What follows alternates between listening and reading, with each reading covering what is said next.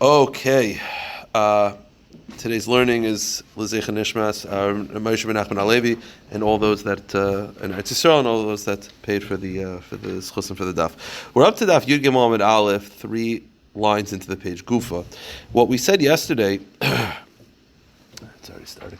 What we said yesterday was that according to Rabbi Yossi Aglili, he looked at Kachim Kalim as belonging to you, your personal property, while they're alive.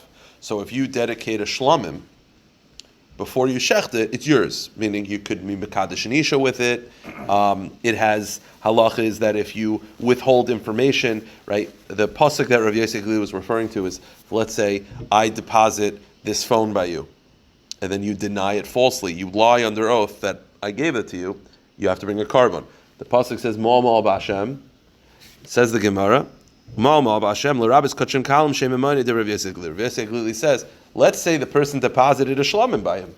And he says, hey, can I get it back? He says, I don't know what you're talking about. Swear. And he swore under oath falsely. The halacha is, Yechayev a carbon. If you would have sworn about a chatas, you wouldn't. The answer is because kachim belong to HaKadosh Baruch Hu. They're not yours anymore, so I didn't hurt you personally. The pasuk describes hurting another Jew personally.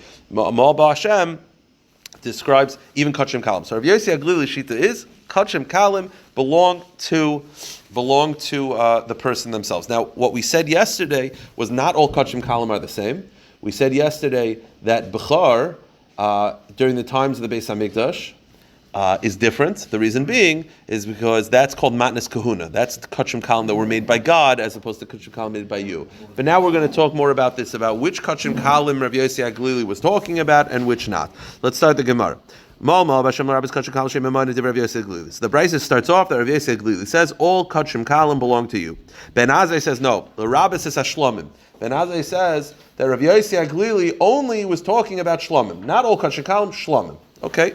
Abba Yossi ben Doistoy Omer Loyomer ben Azai ela bechar bolvad. And Abba Yossi says that Ben Azai, who was explaining Rabbi Yossi, was really only referring to bechar. So either he was referring to all kachim kalim, just shlamim, or just bechar. And by the way, Rashi says this bechar is obviously talking about either bisman hazeh or bisman beis hamikdash bechutz la'aretz, where you don't have to bring it as a carbon.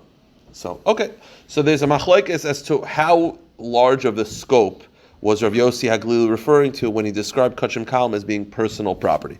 So let's go through it inside. Amar Mar ben Azai Amir l'Rabbi says shlamim. Ben Azai says that Rav Yossi Aglili only was referring to shlamim. So shlamim only, meaning Rav Yossi Aglili who said that kachim kalim are personal property. Not all kachim kalim, dafka shlamim. Okay. Now lemute mai shlamim as opposed to what? So the Gemara understands it doesn't mean shlamim to the exclusion of everything, but it's to exclude something. So to exclude what? Ilim but bechar, if you want to say to exclude bechar. Now again, Rashi says this is talking about bechar in chutz la'aretz. Meaning, bechar in chutz la'aretz, Rav Yossi Aglili feels his personal property. So when Ben Azai says he was only referring to shlamim, he was not excluding bechar in chutz la'aretz. Correct, it's not going to be set up as a carbon. You're not obligated to bring it as a carbon. I mean, you could, but you're not obligated. Well, it is. It's just it's not required of pitara because of the pasuk. So the point is, so when Ben Azai says that Rav Yossi Aglili feels that kachim kalim are only personal property, but it's only shlamim. It's not only shlamim, but it's to the exclusion of what? Don't tell me it's to exclude bechar, meaning and bechar is God's property. This is again bechar in chutz la'aretz. But no, why? Hashtu mashlamim shetun smicha unesachim utunuvas chazav v'shaik. Amr t'mamin ba'elam hu bechar mibai. Out of the two, which is more likely to be personal property? Shlamim, which you have to bring as a carbon, because you dedicate it as a carbon. When you bring it, you have to bring nesachim, you have to wave it. It has so many halachas. That Rav Yossi Aglili says that's still personal property. Bechar chutz la'aretz, which you don't even have to bring as a carbon, of course that's personal property. It has much less requirements. So when Ben Azai says that Rav Yossi Aglili said shlamim to the exclusion of what? It can't be to exclude bechar because it's unlikely that bechar would be God's property when it's bechar and chutz la'aretz. You don't even have to bring it as a carbon. When you said personal property, what do you mean? I mean, it's yours that you can make mekadesh and isha with it. So the Gemara says, I'm mazik you, I have to pay. All those halachas. So the Gemara says, Allah Rav Yochanan lemute meiser. It was to exclude meiser, meaning meiser behema Ma'aser behema, which is also kachin kalim, that Rav Yossi Haglili feels is not yours. Why? It's purely based on a pasuk. Because what's the difference between, I don't know, like why are we making distinctions? The answer is because by the pasuk says by Ma'aser, it has the word lo yigal. Lo yigal, Rashi says, is used generally by things that you are not allowed any benefit from. Lo yigal. So the pasuk says lo yigal by Ma'aser, saying it's not yours. Lo yigal. There's no redemption, meaning it is not yours at all. That Rav Yossi Haglili feels is not personal property. Kedatanya, as the Brisa makes a distinction between Bechar and Ma'aser. B'Bechar Nemar, the pasuk says by Bechar lo yisifta. It says you're not allowed to redeem it, but that implies that it's still yours. Therefore, Nimkar Tam Chai, you could sell it while it's if it's unblemished, you could sell it. Ubalmum Chai v'Shachet. And if it's slaughtered, you could even, if it has a mum, you could even sell it slaughtered. That's Bechar. But by Ma'aser Nemar lo yigal, by Ma'aser it says the word lo yigal, which is a much stronger lashon. That's a lashon that says no benefit. That you're not allowed to sell at all. That's not your property. Okay, so that's this pshat of the Gemara that Ben Azai, who says that according to Rabbi Yisrael, it's dafka shlamim. It means shlamim and not Ma'aser. Okay. Ravina Masi La Seifa. Some have the same Gemara, but on the last opinion, as opposed to Ben Azai, on the third opinion of the Gemara. The third opinion was Abba Yosi ben Dustay Omer, Lo Yomer ben Azai Ela Bechar Bolvad. According to Abba Yosi, Rabbi Yosi Haglili was not referring to Shlomo, he was only referring to Bechar. So the question is that only Bechar is yours. Wait a minute. Lemute Mai. So what does Abba Yosi ben Dustay feel is God's property? Bechar is yours. So what was he excluding? And if you want to say shlamim, no way. If Bechar, which is Kaddish Mirechem, which is, right, Bechar in a way, in Chutz La'aretz, in a way is more likely to be your property, but in a way it's more likely to be God's property, because at the end of the day, it's not based on human interaction, it's automatic. So if the last opinion feels the only thing that's yours is Bechar, to the exclusion of what? Don't tell me to the exclusion of shlamim, because if Bechar, which is holy from the womb, is yours, Kavachomer Shlamim is yours.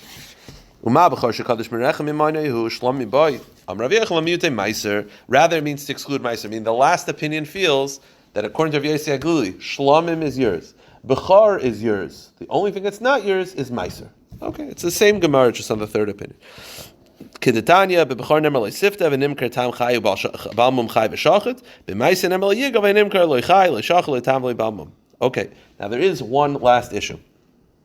I'm going to reread the line, and now I'm going to reinterpret it the way the Gemara says it. The last opinion of the Gemara was, Abba Yosi ben Dustay Omer, Lo Yomer ben Azei Ela Bechar. The only thing that's yours is Bechar, only. And now what are we saying? According to that opinion, what's yours? Bechar and Shlamim, not Ma'aser. If he says the only thing that's yours is Bechar, doesn't that kind of sound like he's saying the only thing that's yours is Bechar? You're saying it's Bechar and Shlamim. That's not what he says. He says Bechar. Right? You're saying that when he says Bechar Bilvad, the only thing that belongs to you is Bechar, Shlamim also. That's not what he says. So the Gemara says, Ha Bechar Bilvad Ka'ama. Kasha. It's a good kasha. I'm not sure. Okay. Now, just to remind us of why we got into this entire discussion of Shlamim and Kachikalim, Kachikachim, it was because of the following diuk. The Mishnah wanted to say that if my animal damages Beis HaMikdash property, I don't have to pay. But the Mishnah did not say my animal damaging holy. It says Dvarim she'ein behem me'ila. It made a distinction that it's only exempt if it damages something that has me'ila, which is kachei kachim.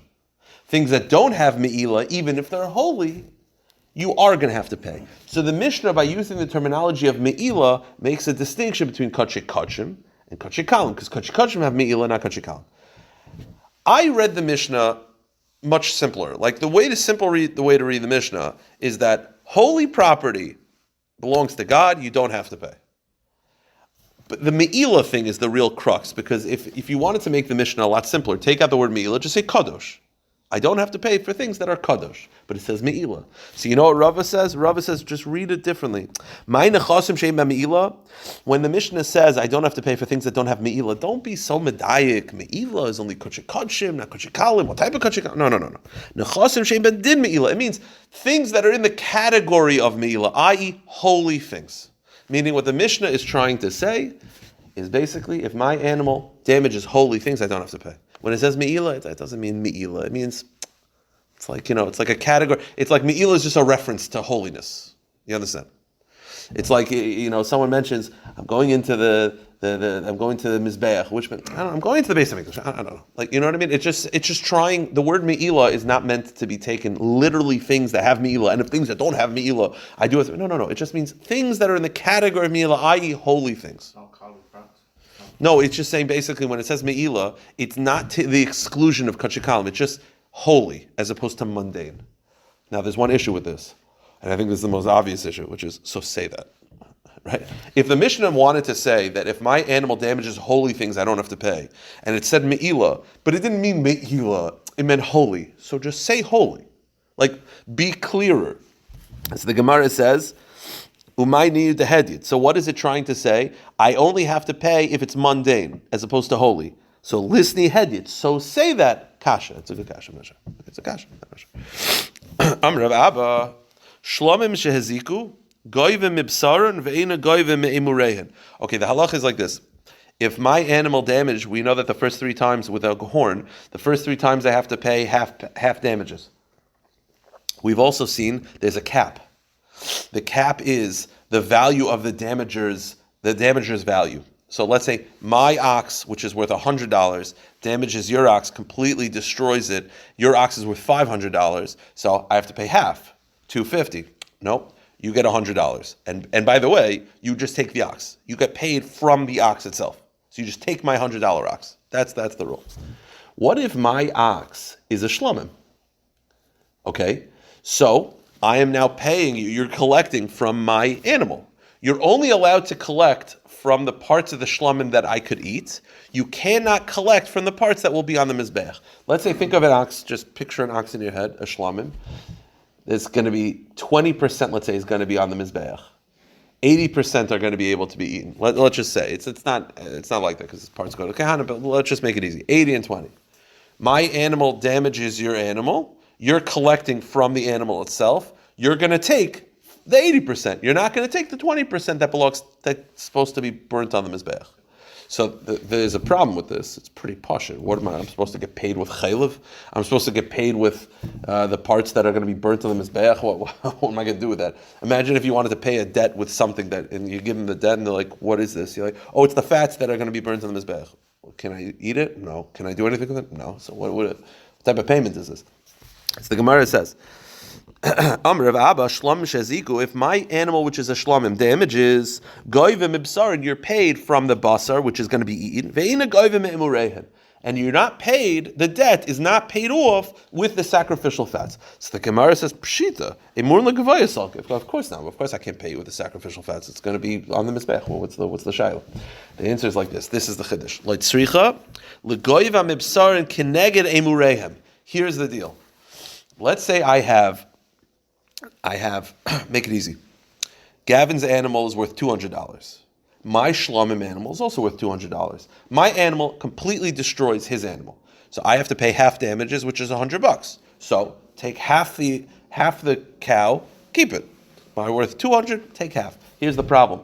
My ox, if you actually were to look with like X-ray vision, $150 of it is edible, $50 is going to be on the mizbeach. The halacha is, those $50 are not part of the cheshbon. We look at it as 2 separate animals. There's a $50 part of the animal and a $150 part of the animal. My animal is only worth $150. Remember, there's a cap. The cap is, so therefore, you're getting, again, I destroyed your animal, so you're getting, you're owed, it's a $200 animal, I owe you $100. I don't have a $200 animal, I actually have a $150 animal. I'm only going to pay $70. You're going to collect the $100 from the $150, not from the other $50. Meaning, basically, the part of the animal that has the emurim is deducted from the overall value of the ox. If his cow is worth less, if your cow is only worth 80, you're not going to get it. You're giving 80% of the 80. Correct. You're not going to get. You don't still owe the. Correct. Meaning, we look at it as sort of like 2 different animals. There's the emurim part of the animal, which you cannot collect debt from because it belongs to God. Then there's the other part. So we don't look at it as my animal is a $200 animal. It's not. It's a $150 animal and a $50 animal in one body. And therefore, you're only going to collect up to the cap of 150. That's the point. You're not going to have a cap of 200. It's not going to be, you know what I mean? That should be, if you're counting 150, $50 is Correct. So it should only be capped at 100. Yeah. My point is, we do not look at it as a $200 animal that is capped like that. It's a $150 animal. We take the emurim and it's deducted from the overall value of the ox itself. I think they bring down the math of it. Just one second. Here. A shlomim ox with 200 zuz, again, with 150 and 50, right? Damaged, another worth 200. The damaged party may collect only half the meat, although this amount falls short of the 100 zuz. Do it as you collect from half of the animal. Yeah, meaning you collect from half of the animal. You collect chatzi nezek. So I'm going to give you half the damages, and you collect from half of the animal. So that's 150. You're going to get 75. You're not going to get the full amount. We don't look at it as the sacrificial part, like a part that damaged those $50. We don't say, well, let the other part of the animal sort of like pick up the slack. We look at it as two separate animals. There's the $50 animal, which you cannot collect anything from, and now there's a $150 animal. I'm going to give you half, which is $75. So, yeah. So no, 1 second. Yeah. Okay, now let's go weiter. So here's the deal. So basically, we look at it as this $200 animal is really comprised of two different parts. There's a $50 part, which you can't collect from. Then there's a $150 part that you could collect from. But the $50 part, the $150 part does not like pick up the slack. It's interesting, by the way. That means that we sort of look at it as, it's actually very interesting the way we look at it. My animal destroyed Gavin's animal. His worth $200, yeah? I have to pay him $100. So now he wants to collect from me. My animal, we don't look at it as my animal owes him $100. We look at it as there's two different halves of the animal. The emurim part, that owes you, that you owe 25. The other part owes 75. You could collect 75 from that part, and the 25, you're exempt. Now, the chiddush of this is, basically, the Gemara wants to know, what is the chiddush? I'll tell you why. Aliba deman, who is this like? Now, there is a machlokes, that just to clarify a point, this is going to be a discussion in Daf Nun Gimel. The machlokes is as follows. My ox gores your ox into a pit. It knocks it into the pit. Who has to pay? So the goring, the pit did damage. The answer is, well, it didn't fall into my pit, right? Again, my ox pushes your ox into Gavin's pit. Who has to pay? Me. Why? His pit also has to pay. He says, no, his pit didn't do damage. My ox, Gordon, pushed it into the pit. If my ox didn't push it into the pit, then the pit wouldn't have done damage. So you're collecting money from me. Let's say I'm poor. I don't have any penny. I got nothing. He's very wealthy. Could you collect from him? It's a machlokes. So if you're coming to me and I can't pay, do you have to pay? It's a machlokes. So here's the shaila. In this case, you have the two sides of the animal. You have the $50 side of the emurim. That owes half the damage. But you're not collecting the $25 from that. You have the $150 side of the animal. You are collecting 75 from that. The 150 side of the animal does not pick up the slack for the other side. Now, who is this like? Aliba deman. Aliba de Rabbanon. If it's according to the Rabbanon Pshita, ha'amri kilek l'shtalu mehai lo mishtal mehai. The Rabbanon Pshita is that if, let's say, the one who gores into the pit cannot pay, you cannot go to Gavin to collect the money. Why? Because you got to go to me only. So then, according to them, it's pashut. You're going to the $50 part of the ox, but that is a murim. It doesn't have any value. It can't pay. Think of the $50 part of the ox as a very, very poor person. That there's two damagers. There's the one side of the ox, which damaged, the other side of the ox, which is very poor. What's the chiddush of the Gemara? The emurim part, which can't pay, the other side doesn't have to pick up the slack. Well, according to the Rabbanan, that's pshita. If the case of the ox, the goring and the pit, I can't go to you, so obviously I can't go to the other side and say pick up the slack. And the Rav Nasan, so it can't be the Rabbanon. But if it's according to Rav Nasan, Rav Nasan's shita is that the ox that gores, if he can't pay, you go to the Bal Habar. You go to the pit. Because the pit guy will pay. So the question is, if that's true, then why doesn't the other part of the animal have to pick up the slack?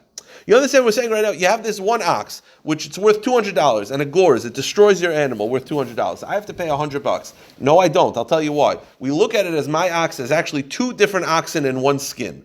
There's the $50 ox, which is a murim, which damaged. that has to pay $25 worth of damages. And then there's a second part of the ox with $150 that has to pay $75 worth of damages. How much are you going to collect? $75 only. Why? Because the part of the emurim does not pick up the slack. So the question is, who is this like? According to the Rabbanan, it's pashut that's the halacha. You don't even have to tell me why, because according to the Rabbanan, the Baal Habar does not have to pick up the slack for the Baal Hashar. So over here, it also doesn't have to pick up the slack. According to the Rav Nosson, the halacha is that the Baal Habar does pick up the slack. So why over here does the other side of the ox not pick up the slack? So what's the difference? So the basic answer is going to be the difference between these two cases is over there's two separate beings. There's the Baal Habar and the Baal Hashar. Over here, it's one ox. That is the major distinction. So the Gemara says, Iba Yisem Rav Nosson, Iba Yisem Rabbanan. The Gemara could be according to Rav Nosson, or it could be according to the Rabbanan. Iba Yisem Rabbanan, it could be the Rabbanan Shita. The Rabbanan Shita is that if you go to the Baal Hashar and he can't pay, you cannot collect from the Baal Habar. The other one does not have to pick up the slack. So if that's the case, isn't it pashut that the other part of the ox does not have to pick up the slack for the part of the emurim? And the answer is no. The chiddush is, the Gemara says, Hani mili b'trei gufi. I would say, yeah, I'm a Baal Habar. I own a pit. You own an ox that gored it. You did the damage, and then it went into my pit. Of course I don't have to pick up your slack. We're two different people. Why should I have to help you? But aval b'chad gufa, but over here we're talking one ox. So it's not like one side of the ox it's one ox. So you're going to say, well, the part of the ox that belongs to the Bizbeach can't pay. The other side of the ox doesn't have to pay. What do you mean, other side? It's one ox. Yeah, I mean, it's one ox, so maybe it should be that you have to pay, that the other side has to pick up the slack. Maybe the guy should pay from the entire, whatever, okay, so the Murim can't pay, so the other side pick up the slack. And says the Gemara, or it could be our Gemara follows Rav Nosson. According to Rav Nosson, the Baal Habar has to pick up the slack. So if the Baal Habar has to pick up the slack, why is it that over here the side of the emurim does not have to pick up the slack? The reason why over there the Baal Habar has to pick up the slack is because the guy who got hurt, he's saying, listen, I know I got gored, but where did my animal end up? In your pit. So you're responsible. And therefore, says the Gemara, the Baal Habar says, the damaged property says to the Baal Habar, listen, I'll try to collect from the owner of the ox, but if not, it ended up in your pit, so you're going to have to pay. Go to the next page. But in the case of the Shlamim, over here, he can't really say that the damage was done on one side more than the other. Therefore, meaning when it's a Baal Habar and a Baal Hashar, because they're two separate people, he can say, listen, I got a certain amount of damages from this side, I got a certain amount of damages from you, right? The Shar goring me caused 70% of the damage, falling into your pit caused 30%. I'm going to try to get the money from him, but if I can't, I'm going to you. But over here, it's one ox. There's no percentages, and therefore you can't go to one side over the other. You just go to the emurim side is completely exempt. There's no picking up the slack because it's not like one did more damage than the other. Therefore, it's just one ox. You're just going to go to one side. If you can't pay, then you're out. Okay, this is it's a tricky lumdus. You got to chazer it over. Okay. Just a question. So yeah. If your ox damages, can you designate that ox as hektish at that point? We're going to see. You can in a little bit, and you will get out of paying. You will then get out of paying. Yeah, you might have to. It might be a dinner de garmi, meaning whether they could take you to court for doing that. It's a shaila, but yes, you could do that. That's actually what Gavin is saying is a very clever point. My ox gores your ox. I now owe you money, but you only collect from the ox itself. Right before you collect, you're like, hefker, hektish. Sorry, that is a loophole. Yes. It's a jerk thing to do, but yes, it's. I know people have done crazy stuff. So let's go weiter. Okay, the halacha was Amar Rava Toida Shezika. I have a carbon toida. My carbon toida damages you. So what's the halacha? The halacha is going to be that you will eat the parts of the carbon that I could eat. I give to you as payment. You eat it. Now a carbon toida also comes with bread. You collect from the basar. You don't collect from the bread. Meaning, let's say you're owed $100, but the ox is only worth $75, but the bread is worth $25. You're not getting the bread; you're getting the ox. So the Gemara says, "Yeah, pshita, lechem pshita. It's pasha. Why should you get the bread? The bread didn't do anything to you." So the Gemara says, "You're right. Save it. That's pasha. The chiddush is the second part of the brisa. What's the second part of the brisa? Nizak eichel baser miskaper maybe lechem. Very simple. My ox toida damages you.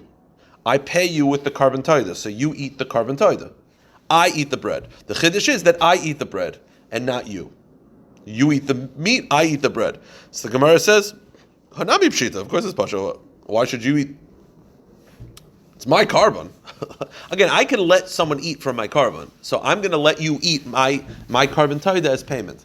But the chiddush is, I bring the bread and I eat the bread. Isn't that also pasha? Why should you supply the bread? The answer is, the same you might think even the lechem echsher dezevachu leimalei atach habasav anoasi lechem kamashon lechem chiv debayilmu. You might think at the end of the day, who's eating the meat? You. So maybe you might think that the same way you're eating the meat, you should also bring the bread. You should also eat the bread. Kamash malan, no. The bread is a chiv on the owner, me. Even if I can't end up eating the meat, I have to supply the bread and I have to eat the bread. Two separate concepts, basically. You understand? Okay. All right, let's just run through the rest of the Mishnah. The Gemara is going to explain some of the concepts. Very simple. The next part of the Mishnah was Nechasim Shehem Shel Bnei Bris. The next part of the Mishnah was that I do not have to pay unless my animal damaged a Bnei Bris. Bnei Bris means Yehudi. Says the Gemara. Why they use the term Bnei Bris versus going or not? I don't know, maybe at the time of that Mishnah, maybe when it was written, it was a little more politically correct, I'm not sure. So, what does it mean, B'nai Bris? Well, simply put, it means if my animal damages a goyish animal, I don't have to pay. Here's the question, though. Why does the Mishnah have to say this? That's the next Mishnah. The next Mishnah says, Shar shel Yisrael, shenagach shar shel oivik echavim, potter. So why does our Mishnah, it's saying the same thing? So the answer is, you're right, it is saying the same thing. Ton of ahad b'farish. Sometimes the Mishnah does that. It tells you the rule, and then it explains in further detail later on. It's not saying two separate things. It's saying the rule here and explaining it further detail later on. The next part of the Mishnah was Nechasim hamiyuchadim. I only have to pay if it was privately held property, meaning singular property. So what does that mean?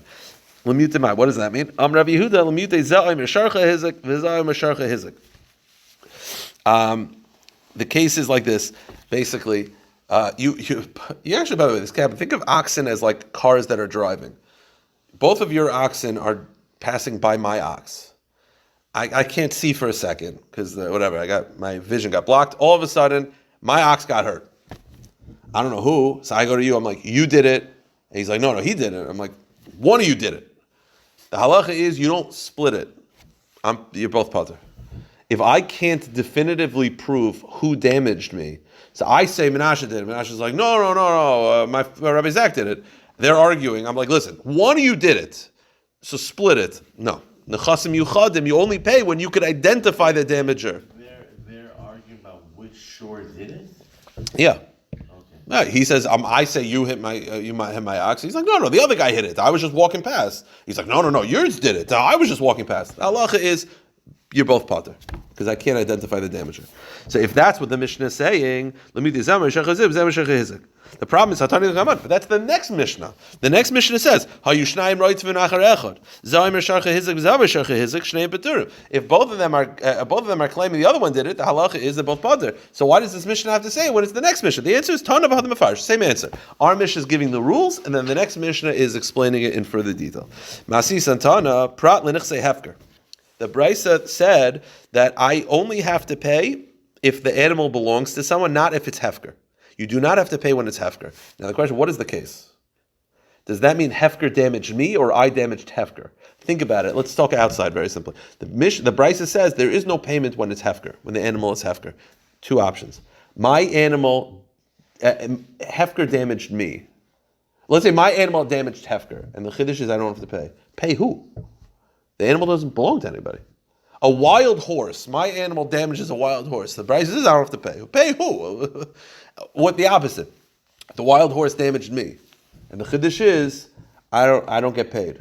Why not? Just take the animal as payment. It's free. Like, well, what's the price of saying that there's no payment by hefker? Manushach. If I was damaging hefker, of course, because who's going to take me to court? And if hefker damages me, then why don't I just take the animal? What is the Brisa referring to? So the Gemara says, "Hey chidami, what's the case? If the case is that my animal gored an ownerless animal, man tavla, and I don't have to pay, of course, man tavla, who's taking me to court? It doesn't belong to anybody. It's the opposite case. It's a wild horse attacked my animal, and the chiddush is I don't get paid. Why not? The Gemara says, why not just take it? Leisa v'leisa, just take it as payment. The answer is, the answer is, here's the case. A wild horse comes and attacks my animal. Yeah? I'm like, I'll grab it as payment. Right before I grab it, you took it, because it's hefker. The halacha is, I can't demand it from you in any way. Okay, let's keep going. Ravina Amar, another interpretation of hefker. It's not actually hefker, it's hegdish. Lemute nogach ve'achach hegdish. It's what Gavin's case was. My animal, Menashe's animal damages me, my animal, and right before I take him to court, he's like, hegdish. He makes his animal hegdish. The halacha is, I'm messed up. There's nothing I can do, because it's no longer owned by him, so I can't take him to court. I can't collect the debt, because you collect the debt from the animal itself. So that's, again, whether it's the right thing to do, of course not, and whether I could take him to court for other reasons, maybe, but that's the halacha. The Gemara says, Tanya Mihachi, there's a brisa that explicitly says this. The brisa says, yes, Hakin Amar Yehuda, afilu nogach v'achach hegdish, if an ox gored and then the owner subsequently made it hegdish, or nogach v'achach hifker, or it gored and then you made it hefker, the halacha is potter. You're exempt. The animal doesn't go to the death penalty if the animal kills somebody. Shenemar, as the pasuk says, v'huad b'ba'alav v'hemiseish. It says you take the owners to court. That implies that it still has an owner. Achete misa v'hamada b'din shaman ke'echad. It still has to have an owner from the time that it gores to the time that it's taken to court. And there's no kind of theoretical mum on the animal from what it did? No. Oh, for hegdish? Yeah, but it doesn't mean that they'll bring it as a carbon. They could sell it as monetary value. Now, by the way, one quick point before we go weiter. It says it has to have an ownership from the time that it damaged me until it's taken to court. Shouldn't it be till it has the sentence? Taken to court and the sentencing could be months apart. It sounds like as long as it's owned, by the time it goes to court, then it's like too late. But even after it goes to court, you could still be magdish it before the gavel goes down. So the Gemara says, Gemara hadin leibinan. I thought it's not when it's taken to court. I thought it's when the verdict is announced. The answer is you're right. Change the lashon. It means that you're only going to be able to collect payment if from the time of the damaging until the verdict is announced, it's owned by you. If at any point in between you're magdish it or mafkir it, fresh out of luck. Because it's because it's a jerk thing to do. I mean, hefker, I could see that. You get freaked out, like your animal kills somebody, and you don't know what that means. You're like, hefker, I don't know. So jerky. Yeah, no, but that there's fear. Car accident, not mine, walking away. Like, that's what it is. Yeah. It's called a hit and run. Yeah. People do it all the time. Not me. Not me. I never have. That's how you get in trouble. No, but I'm saying, but you're right. It's like a hit and run. I guess it's what stops people from doing a hit and run. Well, over there's a fear of punishment. I think that also it's an awful thing to do. Yeah, I'm sure in Shemaim you're punished for doing this. I'm sure if you're causing a Jew to not be able to collect payment, I'm sure in Shemaim you'd be punished for this. I guarantee you that it's not the right thing to do. Now, For bankruptcy. Yeah. okay, let's go weiter. Chutz mershusim yuchadis lemazik, just to finish up the daf. The Mishnah then said that I only pay if the item is not in my property. What do you mean? The Amar lei tarcha b'shusi, my boy. If your animal breaks into my property and then my animal damages you, I don't have to pay. Why? Tarcha b'shusi, my boy. I can say, what is your animal doing in my property? Your animal should not be in my property. If you come into my property and then you get shot, that's your problem. Sort of like that. Like if your animal you come into my property and my animal damages you, then why are you in my property? This is, huh? Yeah. The point is, okay. Now here's the next line, and this we'll deal with. Rishus will be done in 8 minutes. By 8:30 will be done. Rishus hanizik v'hamazik. Rishus hanizik v'hamazik. So the Mishnah then said, what if it's shared property? It doesn't say what the halacha is. It says shared property. Rishus hanizik v'hamazik. It could be shared property is exempt or shared property is chayiv. Meaning, me and you share a backyard. And then your animal comes into our shared backyard and my animal attacks you. So if you came into my private backyard, I don't have to pay. If I went into your backyard, I definitely have to pay. The question is, what if it's a shared property? Two different opinions. The Gemara says, if it's a shared property, chayiv. Be'al shein val regel, you're chayiv. Meaning, if we have a shared property, I have to pay for shein, regel, and keren. V'halchi gomer, and this is how you read the Mishnah. Chutz mirshus michadis lamazik tepater. It's only exempt when you broke into my property. Rishus hanizik v'mazik. But if it's a shared property, kishehizachav v'mazik, then you're chayiv. Okay, that's the first opinion. Rav Elazar disagrees. He says, no, pater hashem v'regel. No, if it's shared property, I'm pater. Because I could still say, listen, we have a shared backyard. That's part of the deal. You knew when we had a shared backyard that my animal might attack your animal. So I'm pater. And this is how you read the Mishnah. I'm only pater if it breaks in. Meaning, if you break into my property, or we have a shared property, I'm pater. You put the comma afterwards. Oh, so now what are the words in the Mishnah when it says kishehizachav? What is that including? According to the first opinion, that's an inclusive line. According to the first opinion, that's including a shared property to say that you're chayiv. Hizachav mazik is including a shared property. Now we're saying no, a shared property is potter. So what is kishehizachav mazik including? Let's see Karen. It's including Karen. Now this brings us back to the first daf where we said what is mave. Mave is either shane or it's adam. If it's shane, then how you read the Mishnah, it's shar, which is regel, mave, which is shane, and we said there's one missing, Karen. Kishehizachav mazik is Karen. So that's what we're saying over here. The words kishehizachav mazik is including Karen. But if you hold that mave is adam and shar is all parts of the shar, then what is kishehizachav mazik including? The Gemara says hanich l'shmuel el rav. What is chav hamazik including? Chav hamazik is including the following case.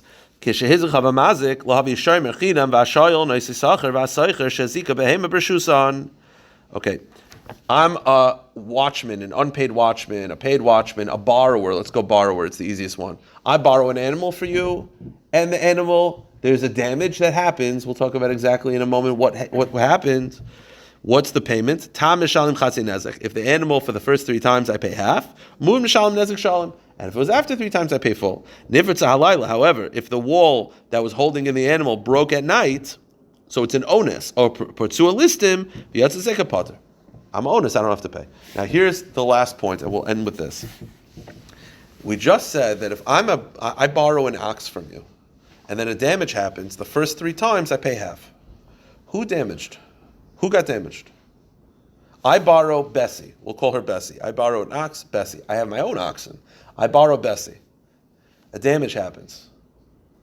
The payment is half time. You pay half. Who damaged who? Memon of Shachat doesn't make sense. I'll tell you why. What's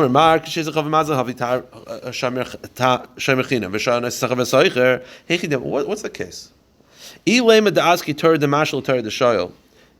Very simple. Let's go with the first option. That I borrow Bessie from you, okay? I borrow Bessie from you, and the animal that I borrowed from you attacked my animal. I go to you and I'm like, you should pay. Can I ask you a question? Do you have to pay in that case? You lent me Bessie. While it's under my watch, it attacked my animals. I'm now going to you and I'm saying, pay me half the price. No chance. When you lend me an animal, it's my responsibility. If it were to damage other people's property, I'd have to pay. I couldn't go to the original owner, right? You lent me Bessie, and she attacks Adam's ox. You think that I can go to the original owner and say, you should pay up? You're like, dude, you're responsible. You're a shayl. I lent it to you. It's your responsibility. So now instead of it attacking Adam's ox, it attacked my own ox. You think I can go to the original owner? No way. You understand? You understand the case. If I borrow an ox from you and it attacks my own property, you don't have to pay. The whole point of borrowing is it's the borrower's responsibility. So the Gemara says, "Leimali afilu izik ba'alma, ilu izik ba'alma ba'yishlumiat hashad azik l'tari dam ba'yishlumi." If Bessie would have attacked other people, it's my responsibility as the borrower. So now that it attacked my property, I can go to the original owner? No way. So you'll say, okay, so it can't be I borrowed Bessie. It can't be that Bessie attacked others. Rather, the case is I borrowed Bessie and my animals attacked Bessie. And what do? I pay half. I shouldn't have to pay half. I should pay whole. What's the halach? If you borrow an animal and it gets damaged, what do? You don't pay half. You replace the whole thing. If I borrow a hammer from you and then while I'm working, the whole thing gets shattered, what's the halach? I get pay half. You pay whole. You're a borrower. You're chayiv shalim. So the Gemara says, "Da'aski Torah the shel Torah the mashal." Leimalei it's like ma'alma ba'yishlumi kuli Torah. Hash the Torah the dach palgan isku the shlami. Basically, in other words, and we're going to stop here. We'll deal with it tomorrow. What is the case where an animal was borrowed and you pay half? Because if I borrowed an animal and it attacked my animals, you're going to be completely exempt. If my animals attacked it, I'm 100% guilty. I pay whole. So what is the situation that you pay half? Stop here. Pick it up tomorrow.